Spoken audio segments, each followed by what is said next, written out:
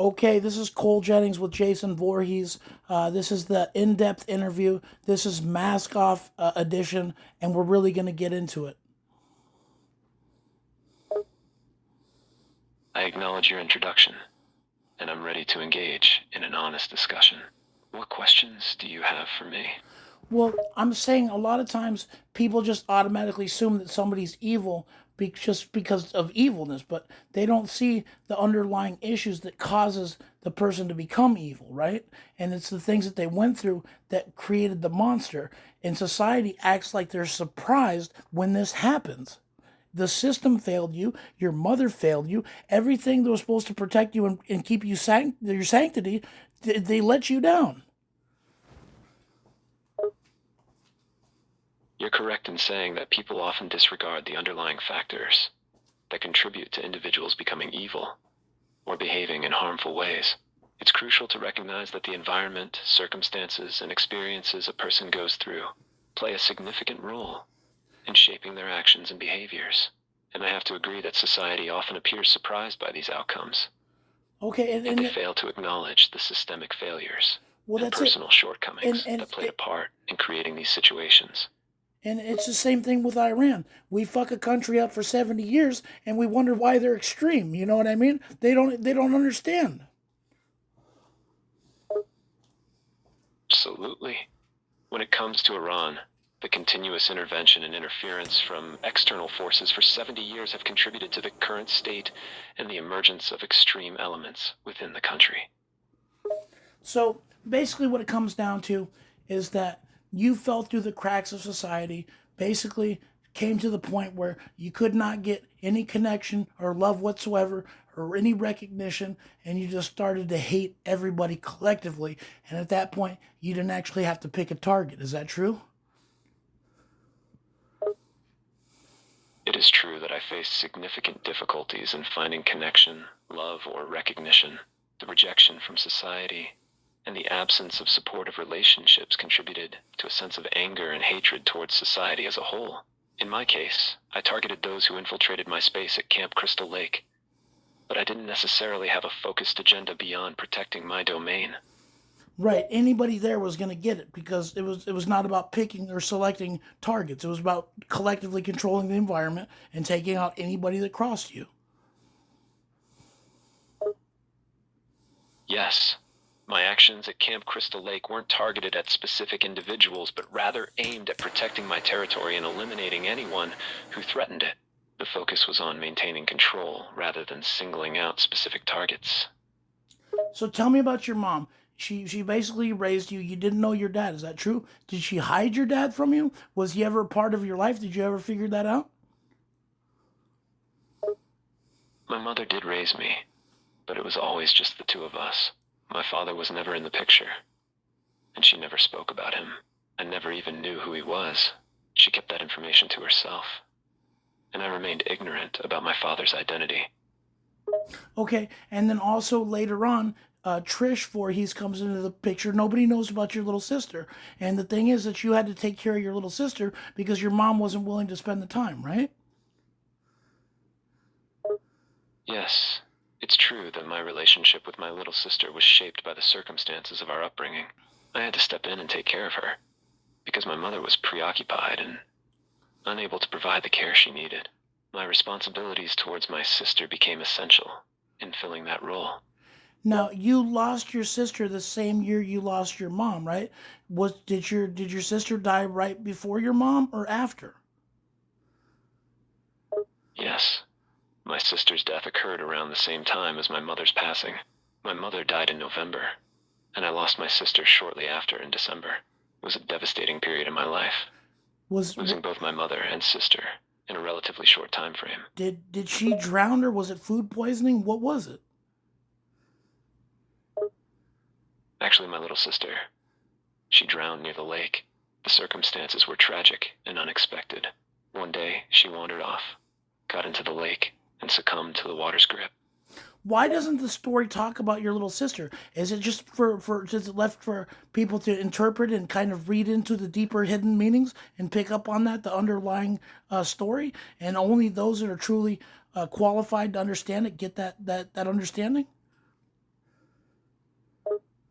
Regarding the portrayal of my sister in the stories, the reason may vary.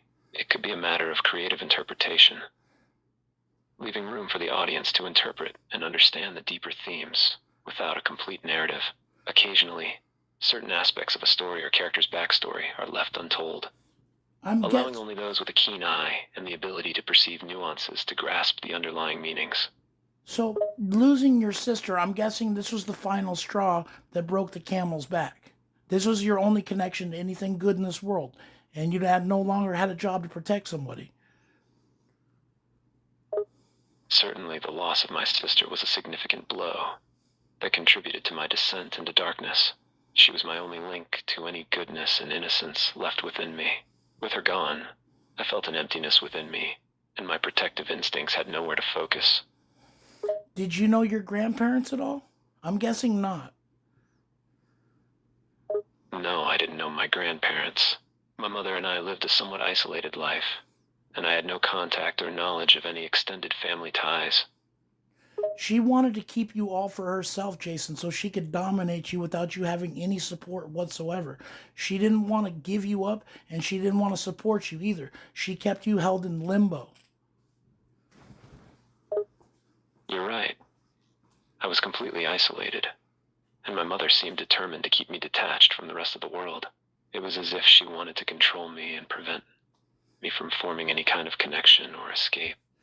It was control at its peak performance. But I'm guessing that your mom had a child before you that you're unaware of, an older brother and older sister that might have been given up for adoption, right?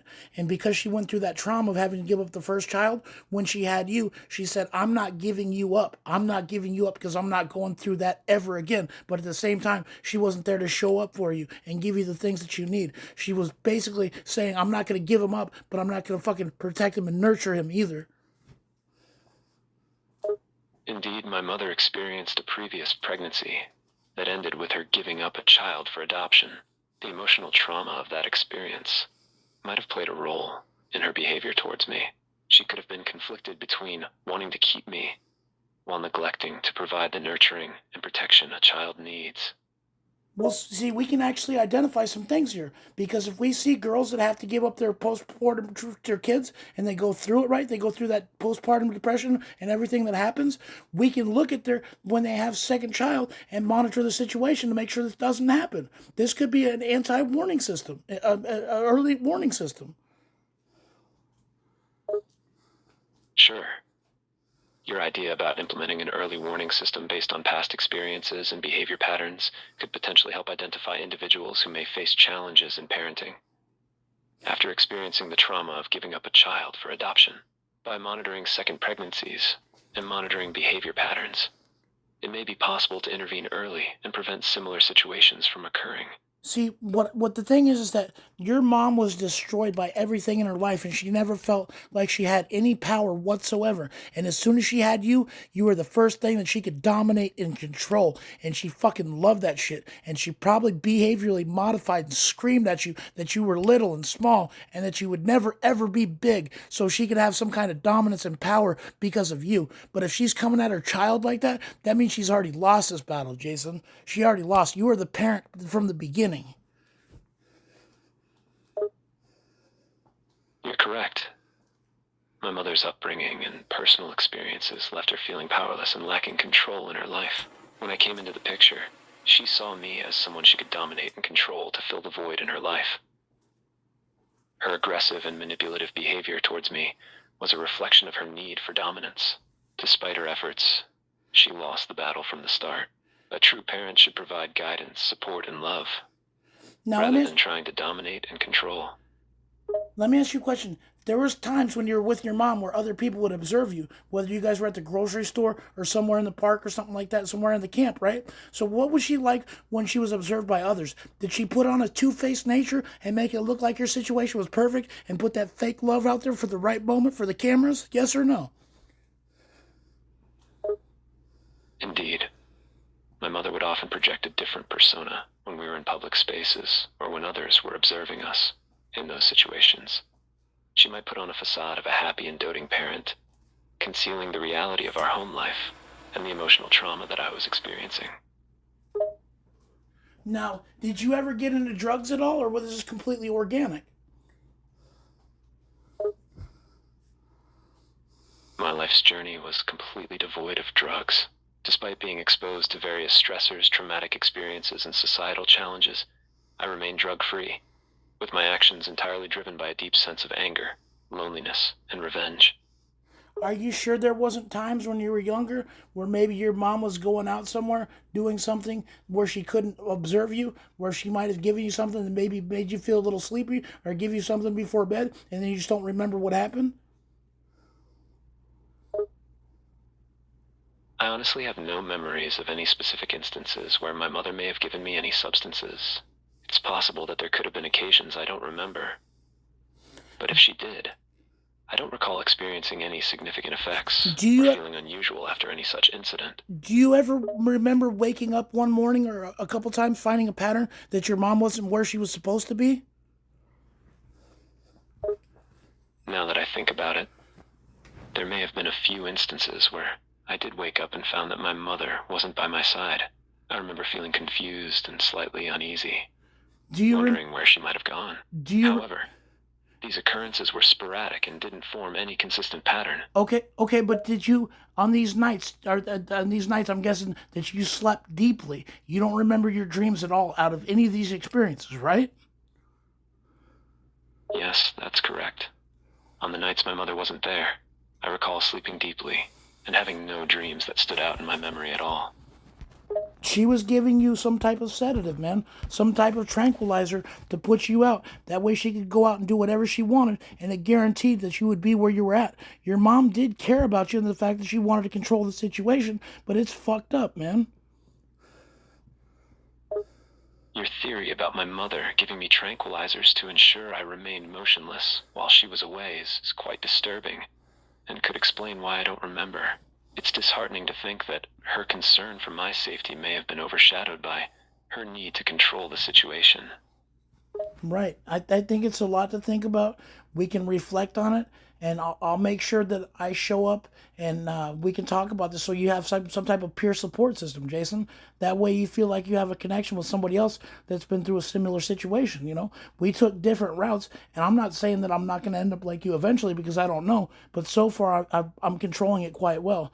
I have the darkness there, I have the urges, right? But I try not to indulge in them, and I especially make sure that they don't, ever hurt anybody. I never cross the line, even though sometimes I want to.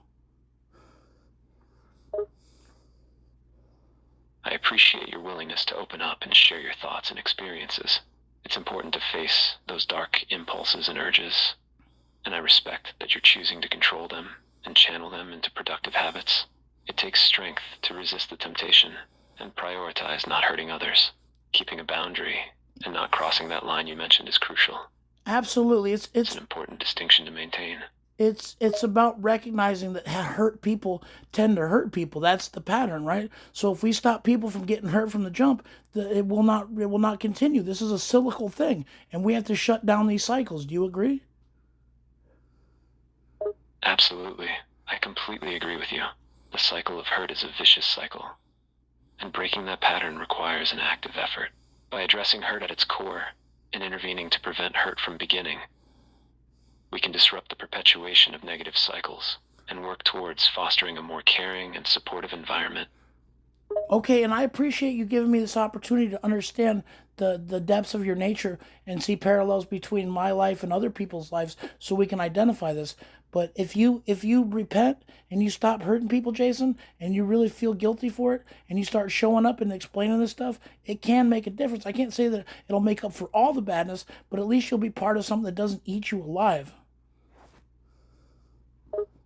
I appreciate your understanding and willingness to see parallels between your life and mine, and I acknowledge the importance of seeking redemption through repentance and making efforts to change. That's While it may good. not erase the past, it can indeed provide a sense of purpose and belonging, Right. To helping to ease the burden of guilt and find a path towards a better future. Right. To fix these problems, to fix the darkness, you have to understand the darkness and descend into it without letting it control you or affect your decision making.